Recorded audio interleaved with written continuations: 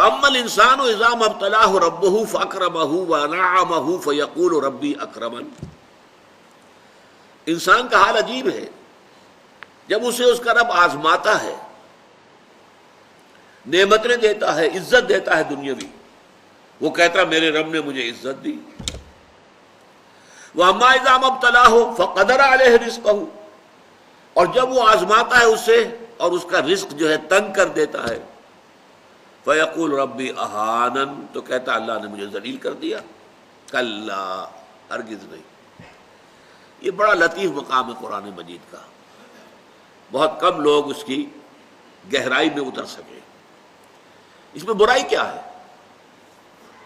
اللہ نے نعمت دی، اللہ نے مجھے عزت دے دی، کیا خرابی ہوئی اس میں؟ اللہ نے ذرا رزق تنگ کر دیا تو اللہ نے مجھے ذلیل کر دیا۔ بھائی اللہ ہی کی بات کر رہا ہے نا، دیا بھی تو اس نے، اور اگر نہیں دیا تو بھی اس نے۔ کوئی شرک تو اس میں نہیں آیا، کوئی کفر اس میں نہیں آیا۔ گمراہی کیا ہے؟ گمراہی یہ ہے کہ تم اس کو عزت سمجھ رہے ہو، وہ عزت نہیں ہے، آزمائش ہے۔ کچھ تمہیں دیا ہے تو جانچنے کو، پرکھنے کو نہیں، اکاؤنٹ فور کرنا پڑے گا، جواب نہیں کرنی پڑے گی۔ اسے دنیا کی عزت نہ سمجھو، وہ آزمائش ہے۔ اگر کوئی سختی آ گئی ہے، تکلیف آ گئی ہے، تو یہ بھی ذلت نہیں ہے، یہ بھی آزمائش ہے۔ دونوں کیفیات بالکل برابر ہیں۔ آزمائش آزمائش، کبھی دے کر آزماتا ہے، کبھی چھین کر آزماتا ہے۔ لیکن جب دے دیا تو یہ سمجھا کہ اللہ نے مجھے عزت دے دی، غلط۔ عزت تو وہ ہوگی جو آخرت میں جا کر ملے، وہ عزت ہوگی۔ اور اگر یہاں کوئی چھین لیا تو اللہ نے مجھے ذلیل کر دیا، غلط۔ ذلت تو وہ ہوگی کہ آخرت کے اندر ذلیل ہو جائے۔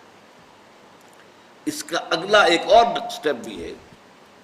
ایک اعتبار سے تو میں نے عرض کیا یہ برابر ہو گئے، دونوں امتحانی شکلیں ہیں۔ ایک اعتبار سے یہ جس کو دنیا میں عزت سمجھا جا رہا ہے، وہ زیادہ سخت امتحان ہے بنسبت اس کے جسے دنیا میں ذلت سمجھا جا رہا ہے۔ اگر اللہ تعالیٰ کی طرف سے نعمتوں کی بارش ہو رہی ہو تو غفلت طاری ہو جائے گی آپ پر۔ بہت کم لوگ ہوں گے جو اس حال میں بھی واقعتاً اللہ کو یاد رکھیں۔ نعمتوں کی بارش ہو رہی ہے، انسان غافل ہو جاتا ہے۔ ظفر اس کو آدمی نہ جانیے گا، چاہے کتنا ہی ہو وہ فہم و ذکا، جسے عیش میں یاد خدا نہ رہی، جسے تیش میں خوف خدا نہ رہا۔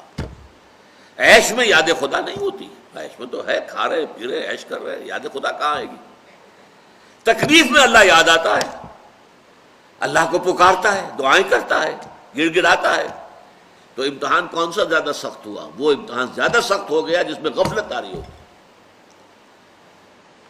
ما قل و کفا خیر مما کثر و الہا، حضور نے فرمایا جو چیز کم ہو لیکن وہ تمہاری ضرورت پوری کر دے، وہ اس سے بہتر ہے جو زیادہ ہو اور تمہیں غافل کر دے۔ جب زیادتی ہو جائے گی، بہتات ہو جائے گی، تو غفلت طاری ہو جائے گی، تو وہ گھاٹے کا سودا۔